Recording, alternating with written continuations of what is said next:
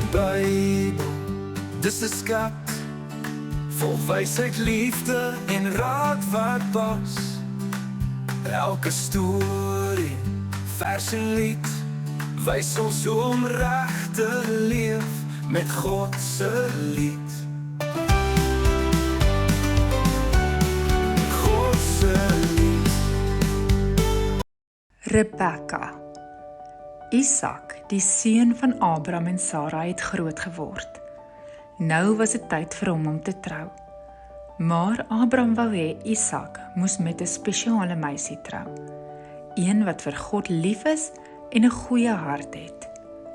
Abraham het sy getroue dienaar gestuur op 'n lang reis na 'n ander land. Die dienaar het gebid: Here, help my om die regte meisie vir Isak te vind. As ek by 'n put kom en vra vir water, laat die regte meisie nie net vir my water gee nie, maar ook vir my kamele. Toe kom hy by die put en daar is 'n muisie met 'n kruik. Haar naam was Rebekka. Toe die dienaar vra vir water, het sy gesê: Natuurlik, ek sal ook vir jou kamele water gee. Wow, net soos die dienaar gebid het. Hy het geweet Rebekka is die een. Hy het haar geskenke gegee en haar familie ontmoet. Toe vra hy: Mag Rebekka saam met my gaan om met Isak te trou? Rebekka het gesê: Ja, ek sal gaan. Sy het haar tasse gepak en op die kameel geklim. Toe sy by Isak kom, het hulle mekaar gesien en dit was liefde van die begin af. Isak het vir Rebekka liefgehad en hulle het saam vir God gedien. Rebekka het gewys dat 'n goeie hart, vriendelikheid en gehoorsaamheid iets baie spesiaals is.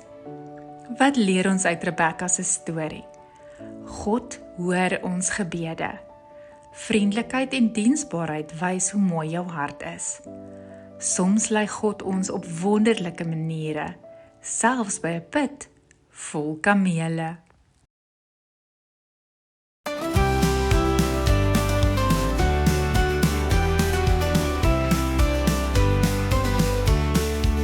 Leer van die Bybel, dis 'n skat vol wysheid, liefde en raad wat pas.